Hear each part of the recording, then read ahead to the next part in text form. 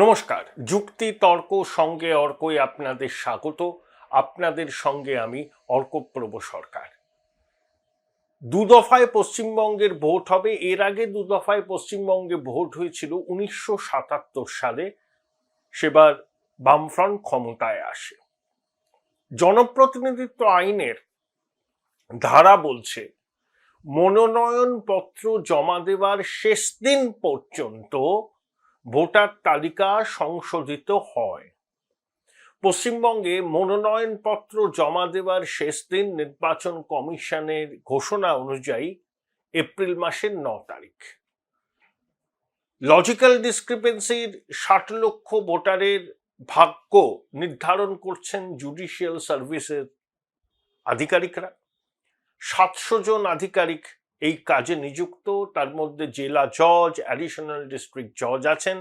ওড়িশা, ঝাড়খণ্ড থেকেও এসছেন বিচার বিভাগীয় আধিকারিকরা।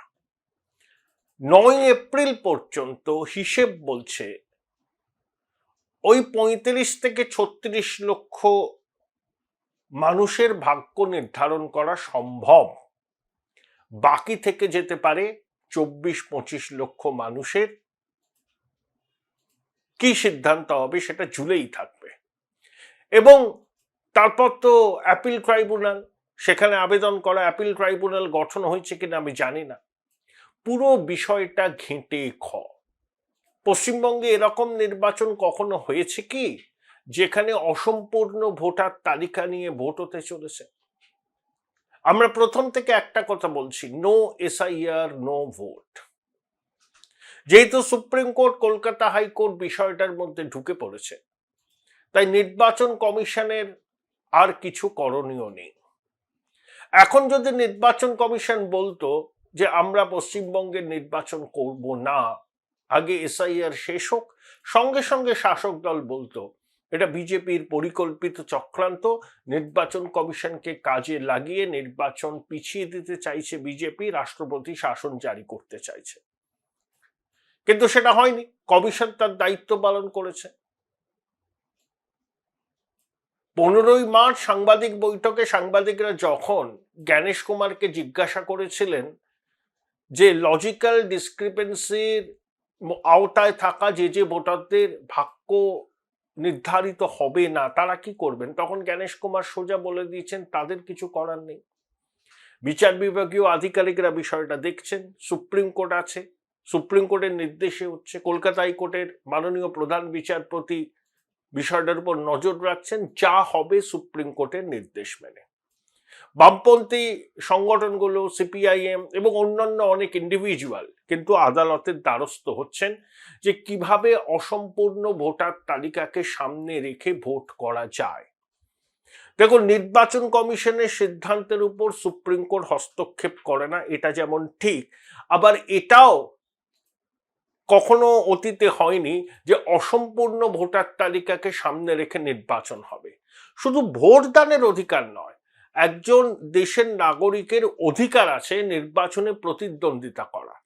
তার সেই অধিকার তো কেড়ে নেওয়া যায় না।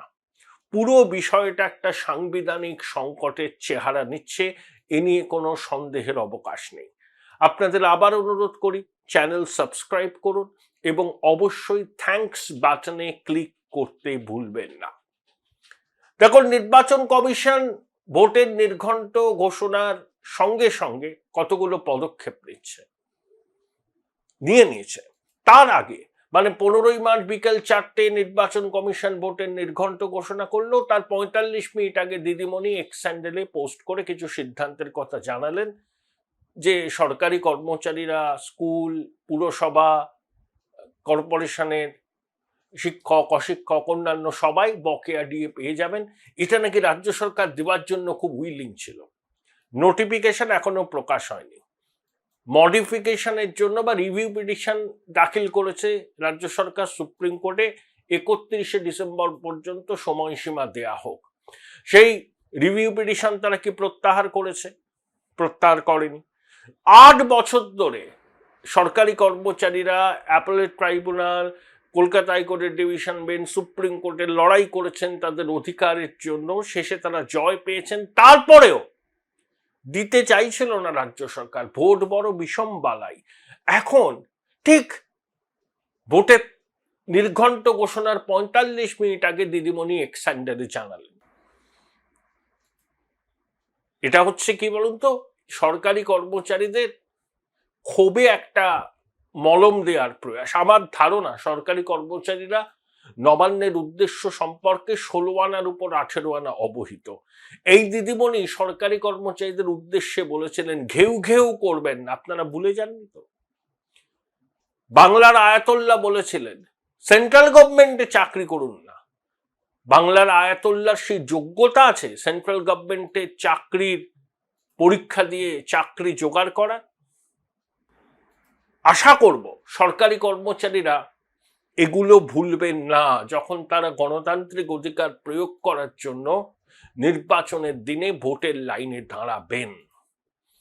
দেখুন, কমিশন যে পদক্ষেপগুলো নিচ্ছে সেগুলো খুবই আশাব্যঞ্জক। এখনো পর্যন্ত মুখ্য সচিব স্বরাষ্ট্র সচিবকে সরিয়ে দিয়েছে, নন্দিনী চক্রবর্তীর জায়গায় দুসমান নারিওয়ালা এসছেন, সঙ্গমিত্রা ঘোষ তিনি স্বরাষ্ট্র সচিব হচ্ছেন। বর্তমান স্বরাষ্ট্র সচিবের থেকে তিনি 7 বছরের সিনিয়র, নারী শিশু কল্যাণ ইত্যাদির সঙ্গে যুক্ত ছিলেন, দক্ষ অফিসার।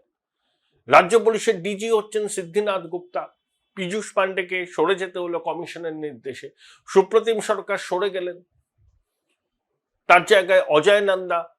এডিজি আইন শৃঙ্খলা, আরজি কর কাণ্ডের সময় যিনি কলকাতার পুলিশ কমিশনার ছিলেন, আপনারা নিশ্চয়ই ভুলে যাননি, বিনীত গোয়েল, তাকে সরিয়ে দিয়ে অজয় রানা ডেকে আনা হয়েছে। এই অফিসাররা প্রত্যেকেই কিন্তু কি বলবো আর কি দক্ষ অফিসার, এবং এরা খুব একটা অনুপ্রাণিত নয়। যেহেতু অনুপ্রাণিত নন, সেই জন্য দিদিমণি এদেরকে যথাযোগ্য মর্যাদা দেননি তার প্রশাসনে।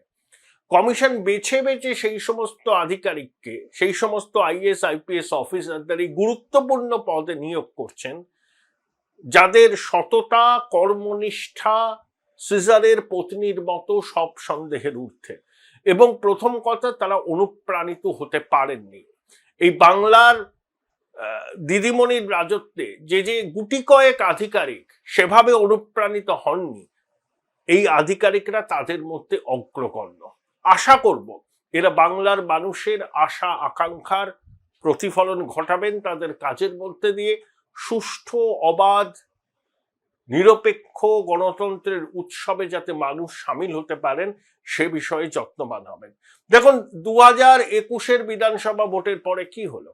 52 জন বিজেপির কর্মীকে খুন হতে হয়েছিল। যে সমস্ত এলাকায় এই ঘটনা ঘটেছে সেই সমস্ত এলাকায় তখন যারা দায়িত্বে ছিলেন সেই সমস্ত পুলিশ প্রশাসনের আধিকারিকদের নির্বাচনের কোনো কাজের সঙ্গে যুক্ত রাখা যাবে না। এবং পুলিশ ওয়েলফেয়ার অ্যাসোসিয়েশনের দপ্তর বন্ধ করার দাবি তুলেছেন বিরোধী দলনেতা, কারণ এরা পোস্টাল ব্যালটে কারচুপি করে বলে অভিযোগ। আপনি এই পুলিশ প্রশাসনকে নিরপেক্ষ করতে না পারলে কিছুতেই মানুষের প্রকৃত মনোভাবের প্রতিফলন ইভিএমে হবে না। এটা 16 আনার উপর 18 আনা সত্যি। আরো কিছু কিছু গুরুত্বপূর্ণ সিদ্ধান্ত নেবে কমিশন, সেটা ক্রমশ প্রকাশ্য।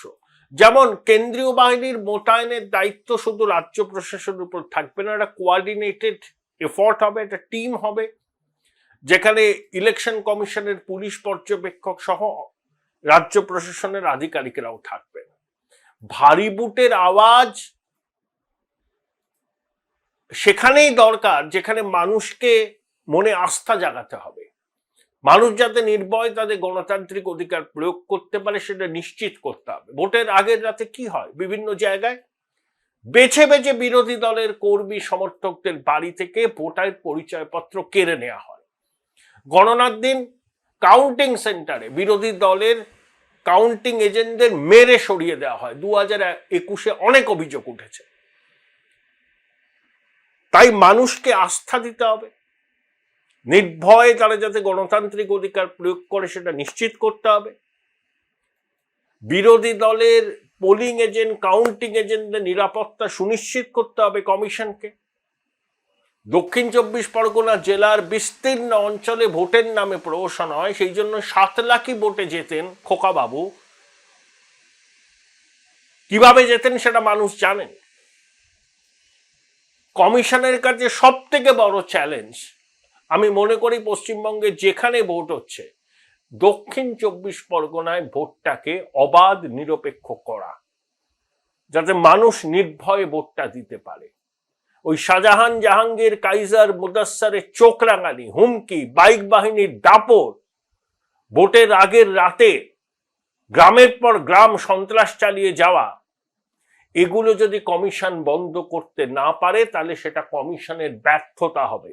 এবং পশ্চিমবঙ্গের নির্বাচনকে অবাধ, সুষ্ঠু এবং উৎসবের মেজাজে করা কমিশনের সব থেকে বড় চ্যালেঞ্জ। অন্য রাজ্যে তো হবে উৎসবের মেজাজে ভোট, মানুষ ভোট দেবেন, কিন্তু পশ্চিমবঙ্গে ভোট আসলেই মায়ের কোল খালি হয়।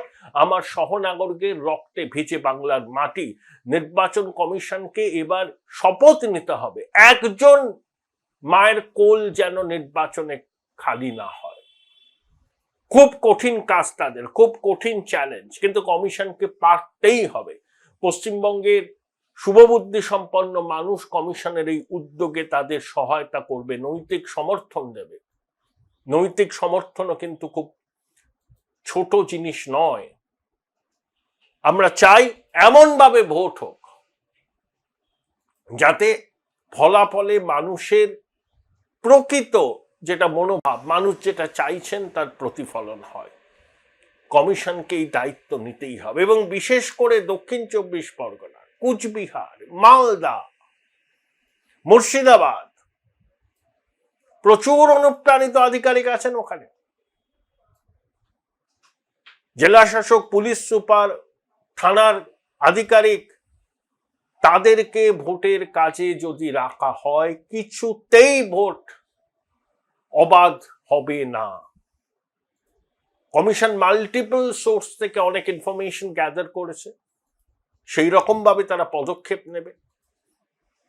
কত কোম্পানি কেন্দ্রীয় বাহিনী আসবে সেটা কমিশন ঠিক করুক, প্রয়োজনে বাইরের রাজ্যের সশস্ত্র পুলিশ আনা হোক, সেন্ট্রাল ফোর্সের জওয়ানদের বডি ক্যামেরা থাকবে, সিসি ক্যামেরা যাতে প্রকৃত ব্যবহার হয়। সিসি ক্যামেরা লাগানো হলো ভোট কেন্দ্রে, মুখটা সেলোটেপ দিয়ে লাগানো, উল্টো দিকে ঘুরিয়ে দেওয়া, বুড়ি বুড়ি অভিযোগ উঠেছে আগের বার 24-এর লোকসভায়, 21-এর বিধানসভায়।